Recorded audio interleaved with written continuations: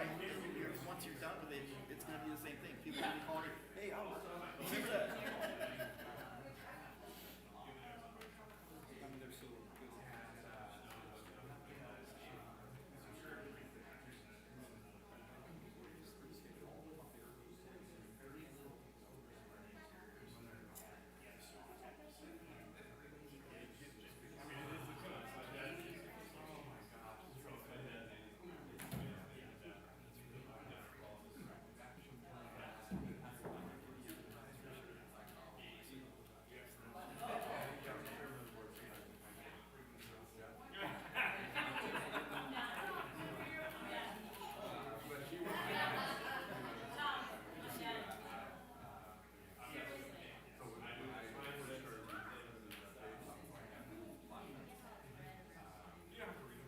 How much time?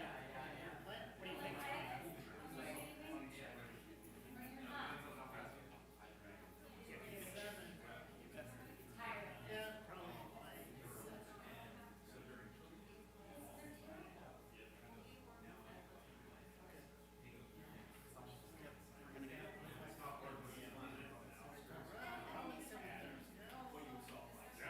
probably. The chipper we can keep. The truck one is, I don't know. The truck one's a little long-winded, but we'll see what we can.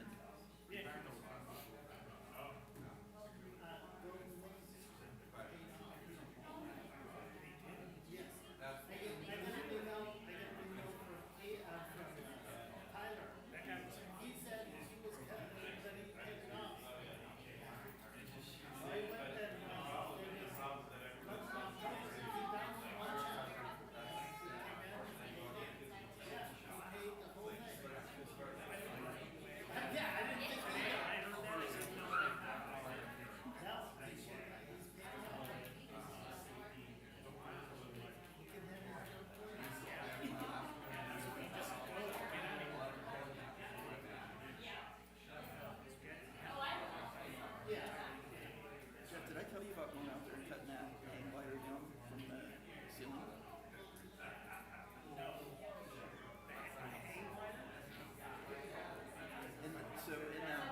Where Sierra Aviation had that building, the main building, well, in the back there, because Helix is using that. In the very back,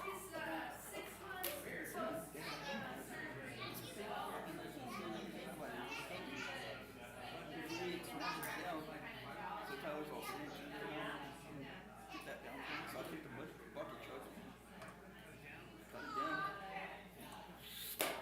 right into the floor. Good seeing you guys.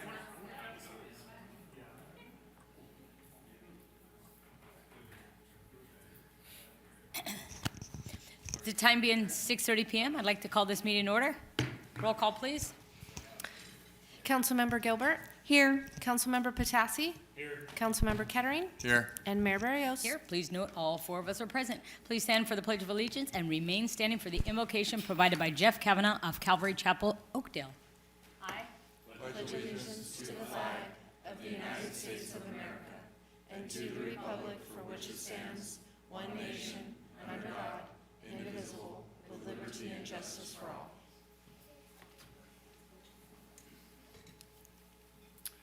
Good evening, council members, Madam Mayor. Let's pray. Lord, we thank you that you have such a tremendous love for this community. You love all of us. You've died for us. And Lord, tonight we particularly pray for this council to have wisdom from you, to know what is best for this city. And thank you that you have a will and a plan and a purpose for all things. So bless them, we pray. In Jesus' name, amen. Amen. Amen. Thank you. All right. Any additions or deletions? Jerry? No. All right. Now is the time for our public comment. Anyone wishing to provide public comment, please come up to the mic. You will have 3 minutes, and please state your name. Come on up. Yep, this is it. Good evening. Good evening. My name's Barbara Finley.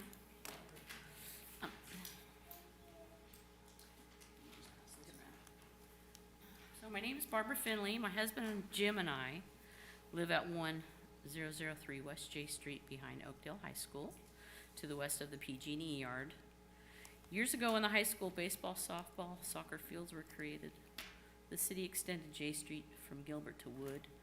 To keep the speed down, the chicane was made. Though the intentions were great, the results have been terrible. Every other day for years, we have heard or witnessed an accident after accident, flat tires, ruined front ends.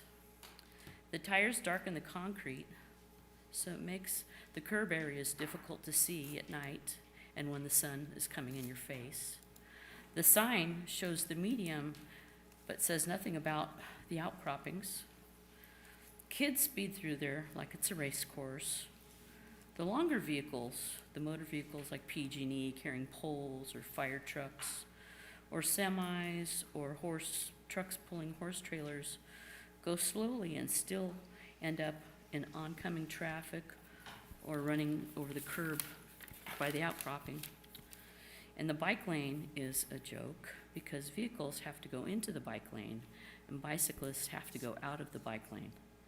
I've been patient and waiting for just the right moment to present my case, and that occurred on June 22nd when a young man was traveling east on J Street.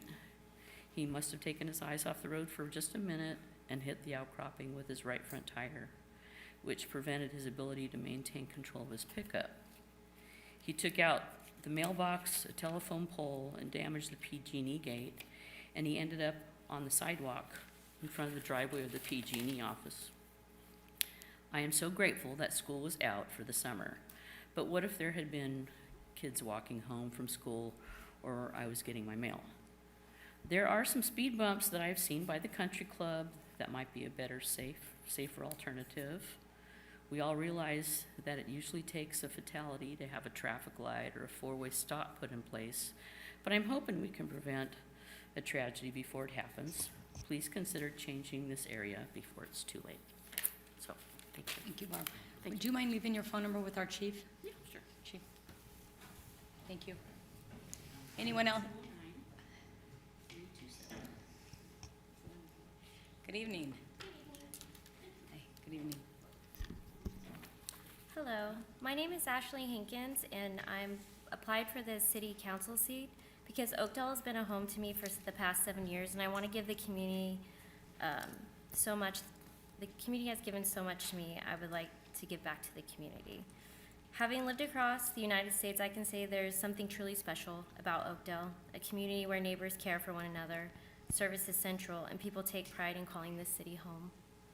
I share my story to show my heart of service, not for sympathy.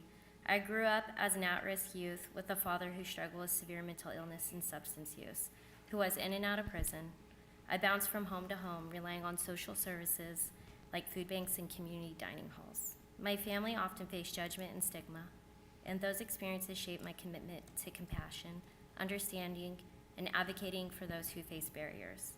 My dedication to service has guided every step of my life. I served in the United States Army, including Guantanamo Bay and Fort Leavenworth, where I managed challenging situations, supported diverse populations, and developed leadership, discipline, crisis management skills.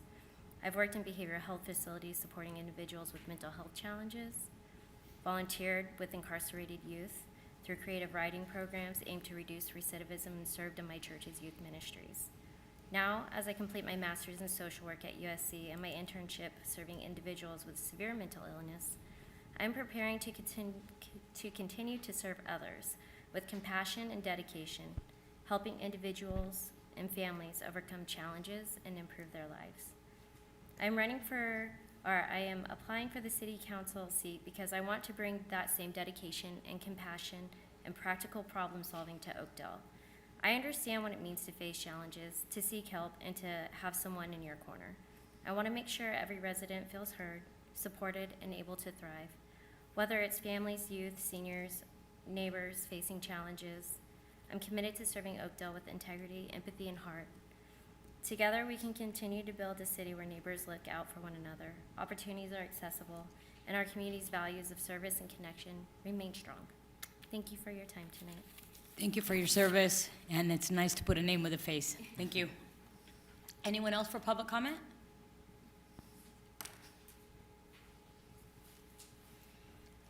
Good evening. My name is Bonnie Alcatraz. Not really a comment, but but a request for information. Where can I go or who to see to get like the budget?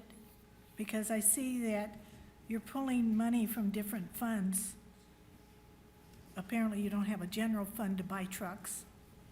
You have to pull it from certain funds, but where do I go to get that kind of information so I can follow along what you, and if somebody will know and can tell me afterwards, I won't take up your time during the meeting, but you're pulling, $80,000 from the sewer and from the water fund to do things to buy trucks that really don't have anything to do with that. And I know that you pulled the water money for a building project, so I just like to be more informed on my city.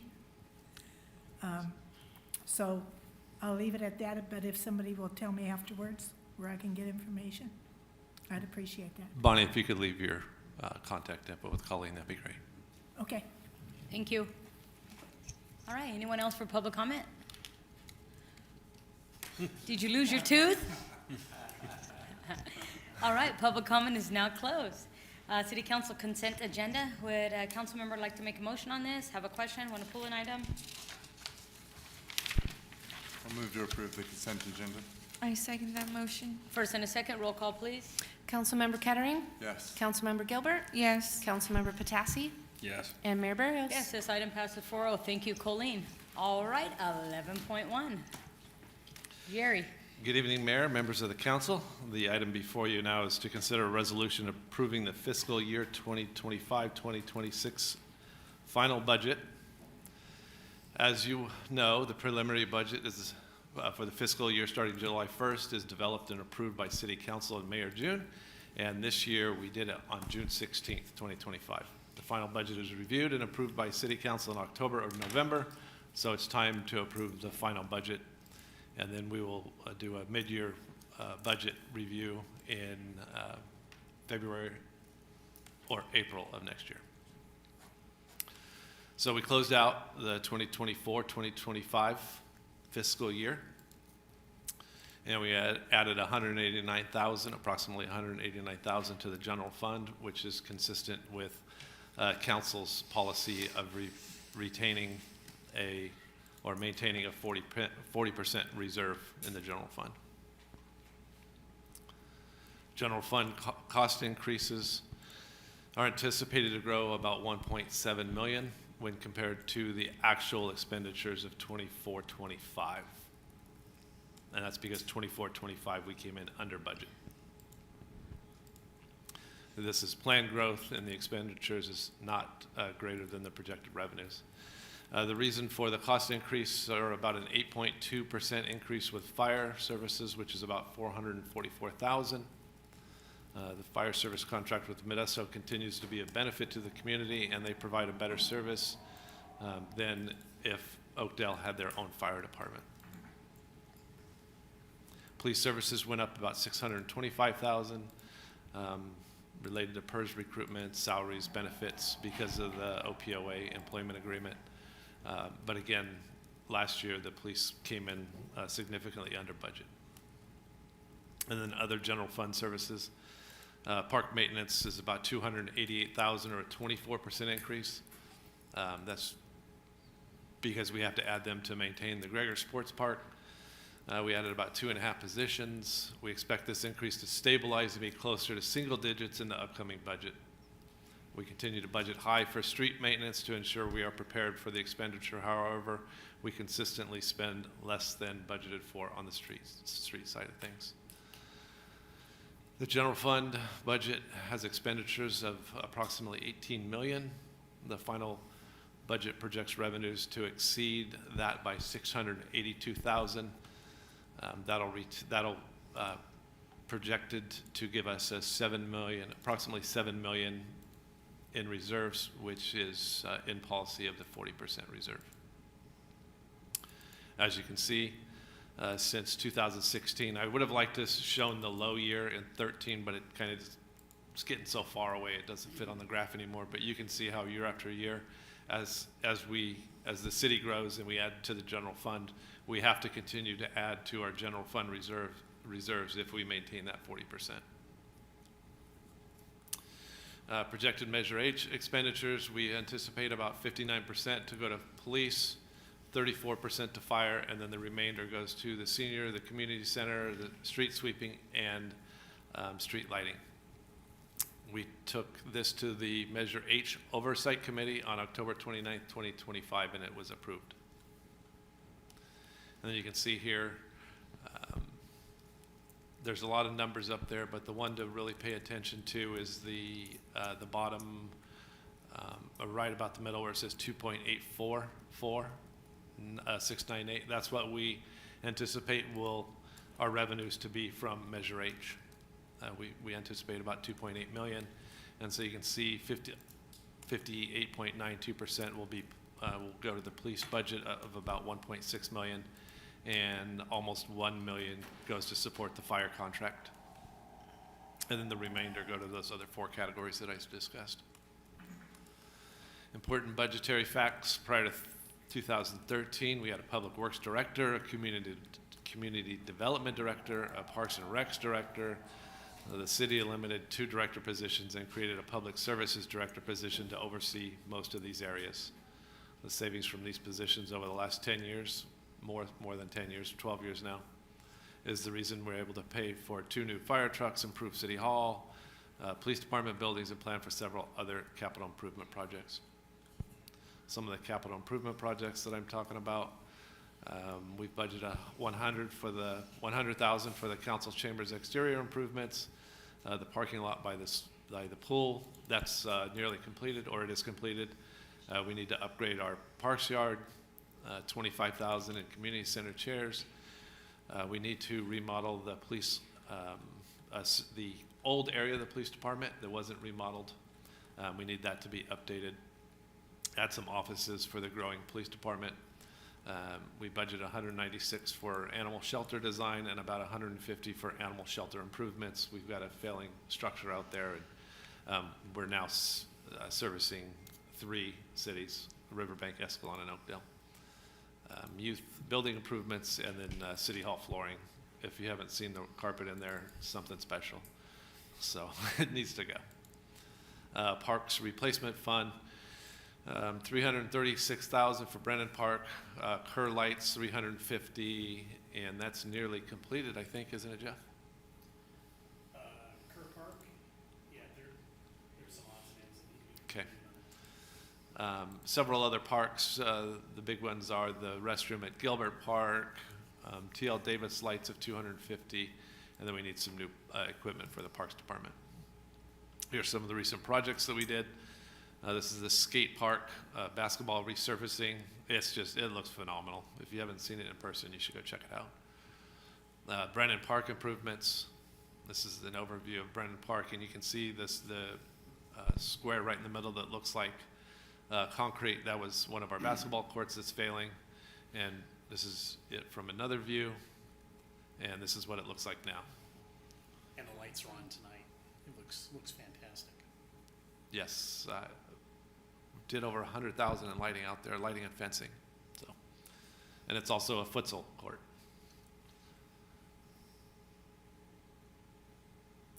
Gilbert Park, the restroom that we had closed down has been demolished and taken away. It is gone. We're waiting for that restroom to arrive, and that'll be installed. I think we get that one in March or April. Yeah. This is the bathroom or the restroom that we demolished, and this is what it'll look like. Street projects, Southwest Downtown. This is one of our largest projects.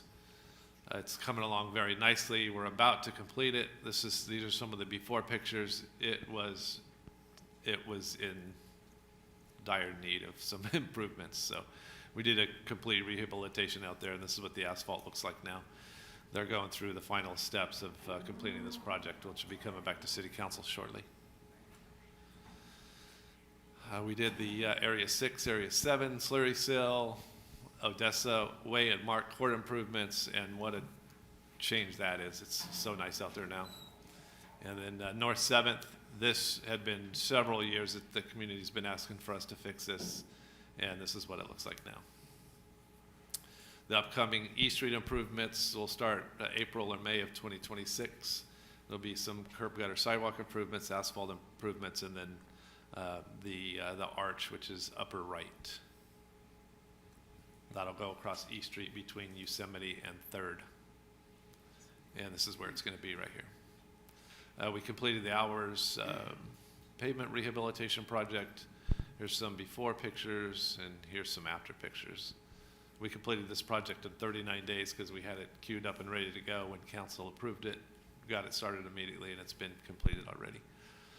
Then another upcoming project is the G Street Bike and Pedestrian Pavement Rehabilitation Project, and that'll go from 4th Avenue to East Avenue. And then we have the Cedar Place pavement. It's been completed, and this is our before, and this is our after. And then sewer capital replacement. These are some of the capital projects that we have planned. And these are all in the agenda packet for you to review. And then the water capital replacement fund. And so staff recommends the council adopt the resolution approving fiscal year 25-26 final budget. And with that, I'll take any questions from council. Jerry, confirm sales tax is down 2% for the year, but property taxes are up about 4%? Projected, yes. Projected. Yes. And typically our sales tax come in a little bit higher than our projections do. They do. Any comments from the public? Comments, questions from council? All right. I just want to thank the staff for putting this together. And you've heard me say this before, for someone who has dealt with annual budgets in my previous career for years and years, I know that the budget cycle is never ending. Because as soon as you get done with this, you're going to be looking at the next year's budget. And so it's never ending. The attention to detail was great on this. I love seeing the different projects that have been completed that are upcoming. One thing that I noticed in looking is from your proposed budget till the final budget, there weren't a whole lot of changes. A few things, and that's not normal. For people who have done budgets, or the public who's listening, or for the audience here, is government agencies at proposed budget to final make lots and lots of changes. We've been pretty consistent, and that comes down to leadership and the staff of the city that are being very, very fiscally conservative and very, very fiscally responsible with our city money. So I want to thank all the staff, and with that, I will make a motion to approve if there's no other questions.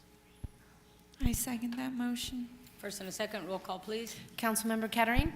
Yes. Councilmember Gilbert? Yes. Councilmember Patassi? Yes. And Mayor Burgess? Yes, this item passes 4-0. Thank you, Colleen. All right, 11.2. Is that you, Stanley? That's me. All right. I've got the next two. All right. All right. Good evening. Good evening, Mayor, members of council. How are you tonight? So 11.2 is our wood chipper purchase. We'll go ahead and get started with this. I'll try to make this as brief as I can here. Let's see. So consideration of a resolution authorizing the purchase of one 2025 Bandit Intimidator 12 XP wood chipper from Cowline Equipment in the amount of $62,438.74 to be funded by Streets 110, Parks Replacement Fund 549, Sewer Capital Replacement Fund 621, Water Capital Replacement Fund 644, and surplus 1996 Brush Bandit wood chipper. So just a little bit of a background on this, that the city of Oakdale boasts thousands of trees. Everybody sees them. We all know we are very, very proud of our trees. The existing equipment we have, a 96 Brush Bandit disc style chipper, I'll just give you the short version. It doesn't keep up. The guys take it out. It's worn out over the years. It used to chip like the more viney stuff, a lot of the smaller stuff. Now that stuff all just plugs this thing up. So the chute that actually discharges, the guys will go out, grind some bigger stuff, throw some smaller branches in, and they're coming in the yard because they got to pull it apart and clean that whole chute area out. What this results in is, they can't chip as much as they want to. We're having to take it out to our post road yard, haul it in dump trucks, trailers, whatever we have to do. And once we dump it out there, somebody still has to go out there again and take the time to load it into Jilton bins with the backhoe. So a lot of time, a lot of money tied up in unplugging this chipper and dealing with it all the time. This is our current chipper. Again, it's a 1996. It's out of compliance. Everything with the diesel compliance stuff is getting heavier and heavier, especially for California. It's tiered out, basically. I want to say this is like a tier 1 considered. And I'm trying to keep us in compliance and trying to keep us some credits so we can keep moving without having to spend a lot of money. There's just a few things I need to work on. A lot of maintenance. The parts are becoming obsolete for this. I can't find them. I'm calling around. I'm searching. I've found some replacement parts like on eBay that are used, and I'm trying to keep this thing going. It's gotten to be a mess. This is just kind of a example of what the new chipper would look like. When I said that our old chipper was a disc style chipper, so it has, picture just this huge disc with 4 blades that bolt onto this disc. It's belt driven, goes around, and you're feeding material into it. It's okay for what we do or the type of work that we would be using it for. This new chipper is what they call a drum style chipper. So it has a huge drum in there with continuous blades all the way across it. And it's turning, it's better for the viney type of material and stuff that I was talking about. Chips everything better.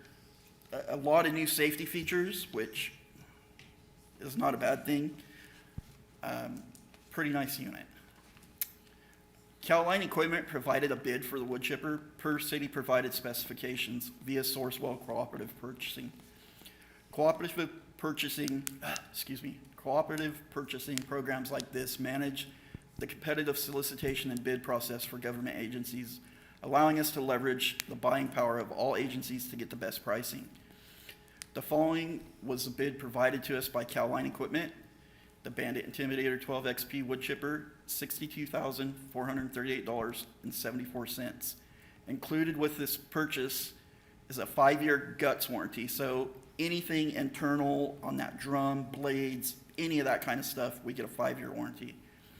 A 3-year, 2,000-hour limited engine warranty, and a 1-year bolt-on components. So anything that's attached to the machine that may get damaged or, heaven forbid, come off or anything like that is all covered. Very nice warranty on this piece of equipment.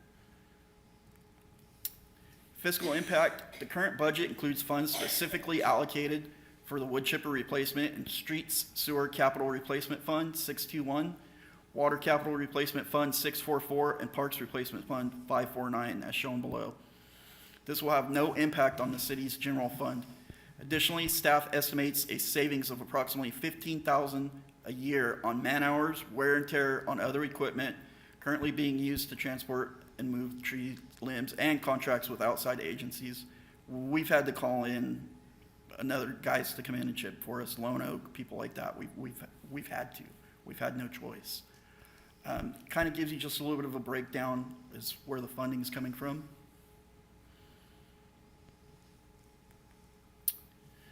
So staff recommends that the City Council adopt a resolution authorizing the purchase of one 2025 Bandit Intimidator 12 XP wood chipper from Cal-Line Equipment in the amount of $62,438.74 to be funded by Parks Replacement Fund 549, Streets Maintenance Fund 110, Sewer Capital Replacement Fund 621, and Water Capital Replacement Fund 644, and surplus 1996 Brush Bandit wood chipper. Questions from council? Any questions from council? Yes, Dan, Go ahead. Sure. Stan, so I know that we had a question earlier about why we're purchasing equipment from the sewer capital replacement fund and the water fund. Can you tell me what projects that we might use this new piece of equipment and why we're taking money from those two funds? Absolutely, I'll be happy to answer that. So every department, you know, we have trees at well sites, we have trees in the parks, we have, streets takes care of all the mow strip trees and things like that. Our on-call staff uses this for emergencies when we have storms, when we have down things. So we're taking that money from all of the funds because everybody uses this piece of equipment that is included in this fund. So you just take a percentage of what? A percentage of what we can to get everybody, I mean, it's a kind of a universal piece of equipment. All the departments use it. Different costs. Essentially, we split it up proportionally for Yes. what each of the departments use the equipment for. Thank you. That was pretty much my question, and you had a good breakdown in there, answered that. But I think even more so is the safety of our city workers. This is something that we should be doing, even though we want to be responsible in how we're spending our money, but we don't need more opportunity with old equipment for guys to get hurt, and, you know, keeping newer equipment, keeping it maintained. You know the struggles with that. Yes, sir. Several of us in here know the struggle with that. So the safety of the guys is first and foremost. We want everybody to go home the way they showed up. Yep. So I think thank you for breaking that down, and No it's good. problem. Thank you. Stan, since this is different equipment than what what they're used to using, what is the new safety protocol and how are they going to be trained on the equipment to prevent an injury? So we will have Cal-Line equipment will come out and we'll have basically kind of a big group training. We'll take it out in the field, let everybody kind of see how it works, how everything engages, where the safeties are, things like that. And we'll make sure that everybody's trained really well on the safety aspects of everything, yes. Thank you. Any comments from the public for Stanley? All right, seeing none, I'll bring it back to council. This is an action item. Someone want to make a motion? Emotion. Oh, sorry. I beat you. First motion. I second that. First and a second, roll call, please. Councilmember Patassi? Yes. Councilmember Gilbert? Yes. Councilmember Kettering? Yes. And Mayor Barros? Yes, this item passes 4-0. Thank you, Stanley. Thank you. Hi, 11.3. Hi, Stanley. Here we go again. This one's a little longer. So 11.3, public service vehicle purchases and surplus.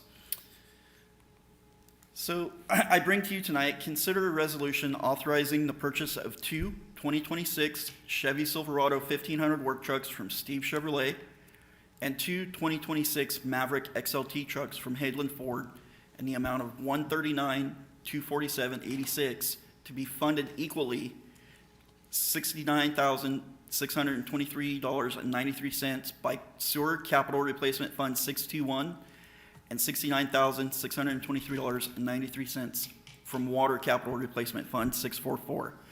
And to declare one 2000 Chevy 3500, one 2002 Dodge Ram 1500, one 2007 Ford F-150, and one 2002 Chevrolet 1500 as surplus. Sorry, that was a lot to say all in one sentence right there. So several of our existing vehicles have reached or exceeded their useful service life, resulting in increased maintenance costs, reliability issues, and safety concerns. To ensure continued operational effectiveness, the staff recommends that these vehicles be declared surplus property and replaced.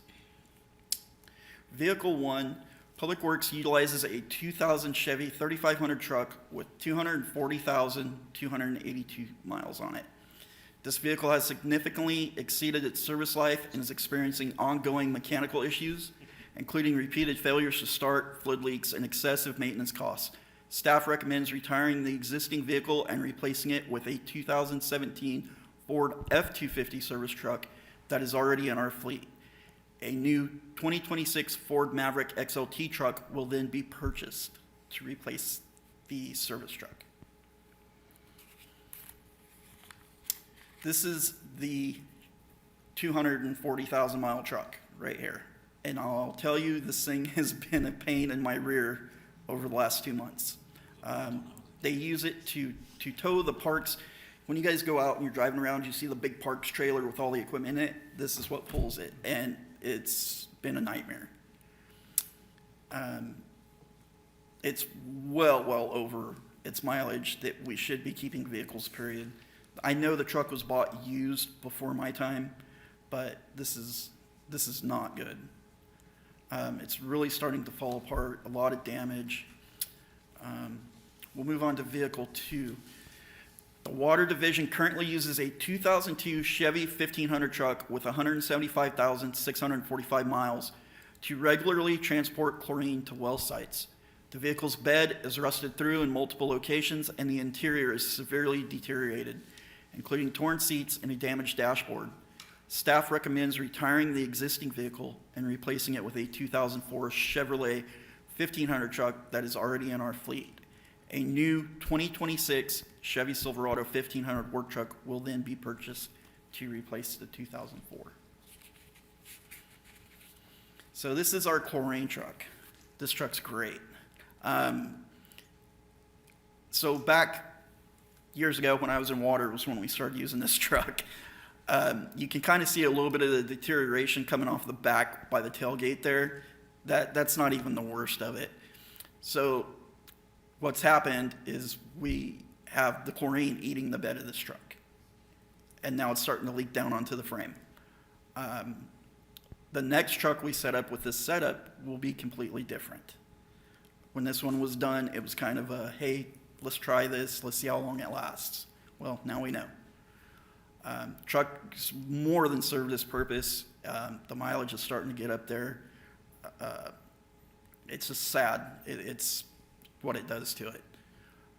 The seats were not the greatest shape when we got the truck. Again, this truck was bought used when we bought it, but you can see some of the damage there again in the bed, in the interior. And a lot of these trucks, I will try, I just want to put out there, I will try to save the seats the best I can. I'll put seat covers on them or whatever, but a lot of times when they start getting to this point here, it's like, what do? I can pull it out and go try to have it recovered, but then the cost starts going up.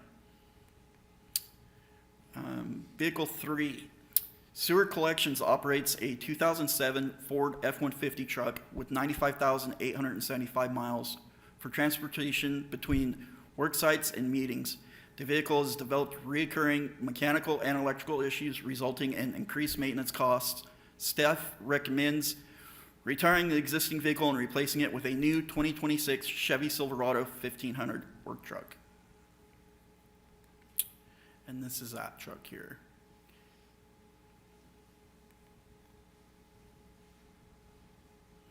You can see that one I actually did put seat covers on because it started coming apart on me.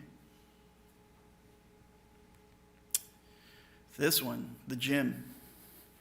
So we have a 2002 Dodge Ram 1500 truck. It has 96,496 miles. The vehicle's dashboard is broken, causing failure of the heating and air conditioning systems due to multiple age-related mechanical issues. The vehicle has reached the end of its useful life. Staff recommends retiring the existing vehicle and replacing it with a new 2026 Ford Maverick XLT truck. So that's the dash of our director's truck. And we've had nothing but issues. I'll get the heater working for him during the winter, and then a piece of that dash falls down and takes something out again. So it's been a mess.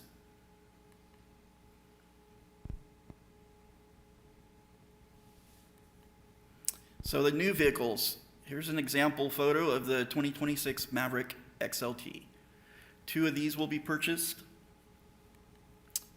And this is an example of the 2026 Chevy Silverado 1500 truck. 2 of these will be purchased. And these will be single cab short beds.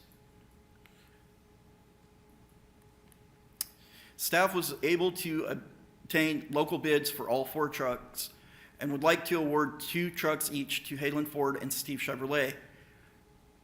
One, Hayland Ford for the 2 2026 Ford Mavericks, and 2 2026 Chevrolet 1500s. A second bid from Hayden come in at less than $10 under Steve Chevrolet for a similar vehicle. That was on the Chevy, the 1500s. We've done it before. I think it's fair to split and give business to both of our local dealerships when it's that close. $10 is, I don't think, enough to. All vehicles will come with a 3-year, 36,000 mile bumper to bumper warranty and a 5-year, 60,000 mile powertrain warranty. The current budget includes funds specifically allocated for vehicle replacement in both the Sewer Capital Replacement Fund 621 in the amount of $70,000 and the Water Capital Replacement Fund 644 in the amount of $80,000. Each fund will be charged $69,623.93 for this proposal. The expenditure will have no impact on the city's general fund.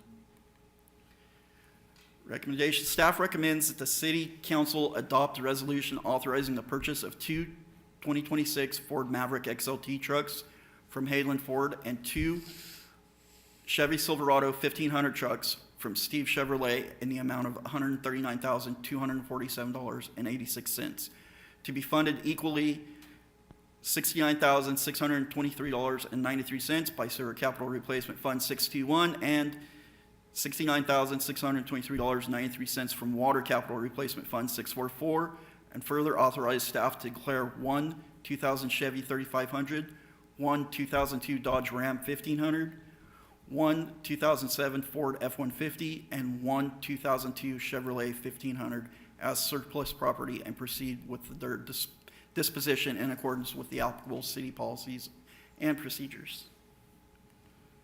Questions? Any questions from council for Stanley? Stan, why are we taking money out of the sewer and water fund for these vehicles? So, Stanley, I'll answer that.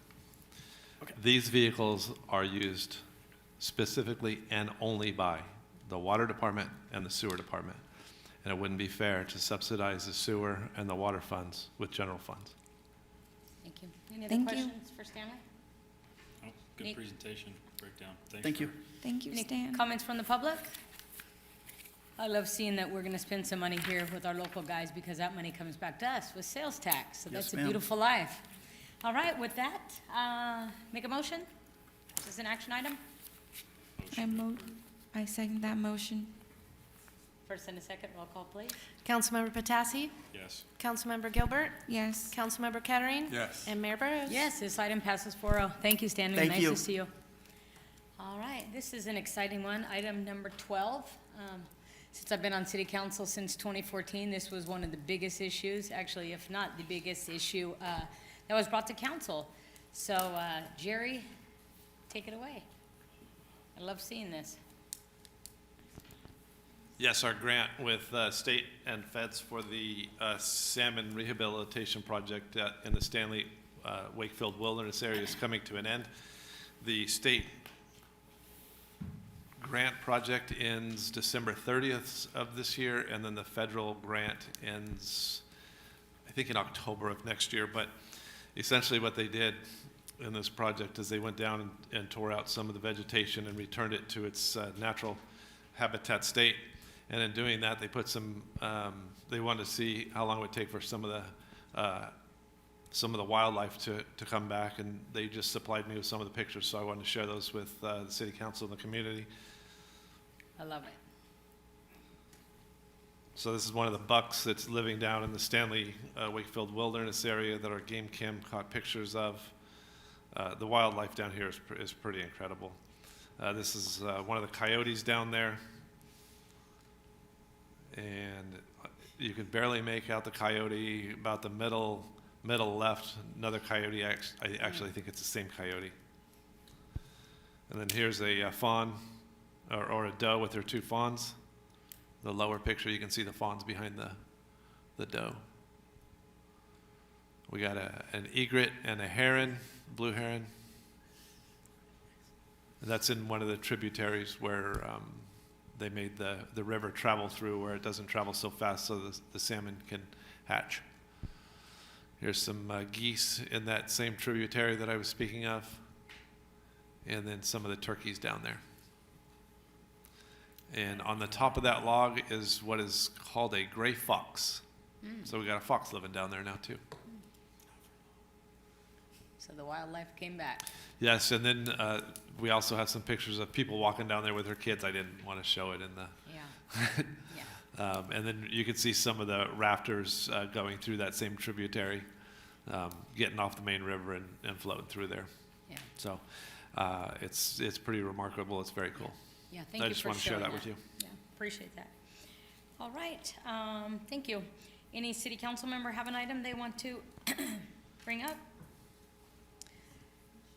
Are you gonna share or no? Go ahead. Okay, Veterans Day Parade Ceremony and lunch is on Veterans Day, November 11th.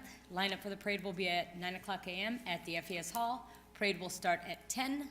We will go to Fish Park on Pontiac and then have a nice ceremony and lunch. So please join us. If you don't have a float, you want to ride on the float with us, you're welcome to join us. My number is 496-1134, 496-1134. Also, the ice rink is going to be built, I would say, at the end of this week, and that's going to go by the skate park. So you're going to start seeing a lot of stuff happening over there. We will be opening up the ice skating rink to the general public on December 3rd, and it will continue to January 3rd. So exciting times going on there. I want to thank the Oakdale Police Department. I was at an event Saturday at the FES Hall, and I had this security supervisor come up to me and say that they had an event Friday, and that OPD came by, and that really helps with people kind of calming down, because they like to get sometimes 10-foot tall and bulletproof. Anyway, so kudos to you, Chief, and your team there. And then November 12th, we have the City Council candidate, what do you want to call it, forum interview process. That's going to be, is it 5:30 here? 5 o'clock. 5 o'clock here, and that is a public. The council will ask questions. Public will not have an opportunity to ask questions. That's correct. And there's 7 that have completed an application. Yes. 7. And then, so 5 o'clock, and we will ask questions, and we will be appointing the person that night. Is that correct?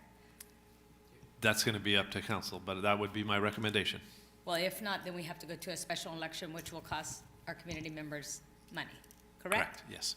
Okay, and with that, yes, Ms. Gilbert. Okay, sorry about that. So, Darcy and Caitlin Drader have started a community food bank at their home, and it's located at 1425 Purchell Court. And it started off as a very small little cubby, and now it has extended over to they even have a freezer. And this is open to any community member, and if any community members would like to go donate or pick up groceries, the address is 1425 Purchell Court, Oakdale, California. And thank you to the Draders and their kind heart. Thank you. Thank you. And with that, the next council meeting will be November 17th, 6:30 p.m. right here. Have a great week, 2 weeks. Meeting adjourned.